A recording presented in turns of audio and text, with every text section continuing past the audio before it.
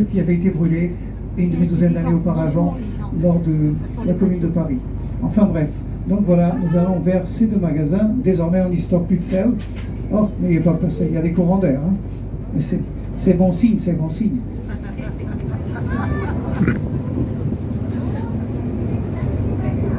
C'est que la clim marche très bien, nous sommes bien d'accord, merci. Ah ben ça me fait plaisir parce qu'on avait trouvé moyen de la mettre en route ce matin, c'était laborieux.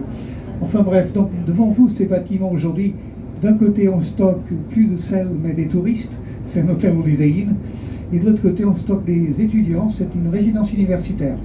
Désormais, donc, vous avez toutes ces animations, ça fait partie de Paris-Plage, comme vous avez pu voir écrit sur les rives, et bien évidemment, aujourd'hui, c'est un quartier assez bobo. Imaginez qu'en 1808, il n'y avait que des champs tout autour et des carrières sur les hauteurs des buttes de Chaumont, qui sont aujourd'hui aménagées un jardin, bien sûr, mais tout autour, il n'y avait que des champs et des vignes.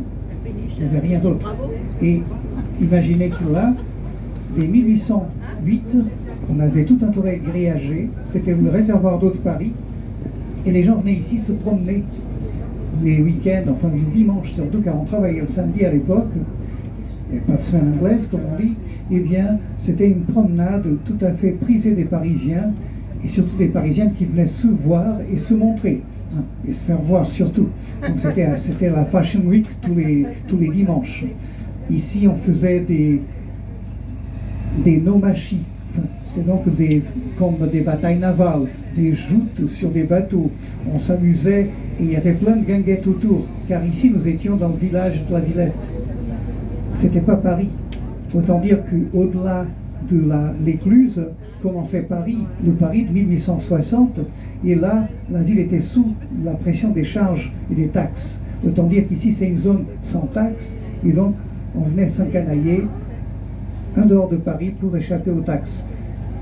Le vin étant l'article le plus hautement taxé, imaginez que le vin a été tellement taxé que les canaux de Paris, 130 km, le canal de l'Ourcq, 110 km, le canal de Saint-Martin et le canal de Saint-Denis ont été entièrement financés avec les taxes perçues sur le vin. Autant dire, sans les piccolos, on n'aurait pas eu de croisière aujourd'hui. Ah bah, il faut penser à trinquer à la santé de ces gens-là, enfin, qui ne sont plus d'ailleurs, mais enfin, c'est comme ça, c'est eux qui ont payé. Enfin bref, nous arrivons devant le pont Levant de Crimée. Ce pont Levant de Crimée que vous voyez devant vous, il est contemporain de la Tour Eiffel.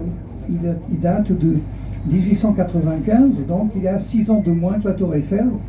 Et les ascenseurs de ce procédé hydraulique ont été conçus par la même entreprise qui a fait les ascenseurs de la Tour Eiffel, par exemple. D'ailleurs, tout le long de ce canal, quand vous faites le tour depuis la Seine, vous verrez sans arrêt des constructions métalliques tout du long. Et tout ceci est ni plus ni moins que l'héritage de la Tour Eiffel. Tour Eiffel qui a été érigée en 1889 pour le centenaire de la Révolution française, mais aussi pour l'Expo universelle, qui avait pour but de montrer au monde les nouvelles technologies, les nouvelles techniques autour du ferraille, du fer, de l'acier, etc. Et en somme ici, c'est la mise en pratique de toutes ces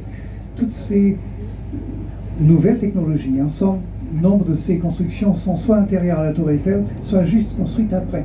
Donc c'est toute cette période qui a été la grande révolution industrielle. Imaginez qu'une ville comme San Francisco, sans la Tour Eiffel, n'aurait pas eu le Golden Gate, par exemple. Donc c'est dire, ça leur manquerait quelque chose qu'elle s'emborde cette ville aux États-Unis.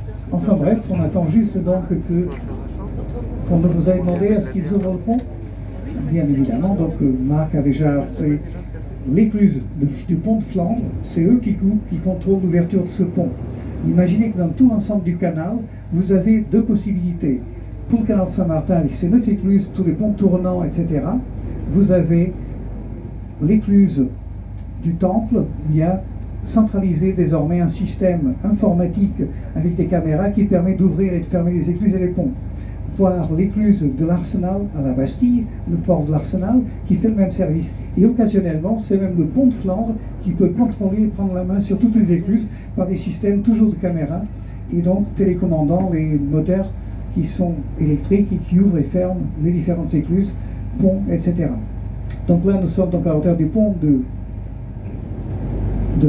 Crimée et nous arrivons au cœur de ce qui était jadis le village de la Villette. Imaginez que Paris, en 1860, avait à peine 12 arrondissements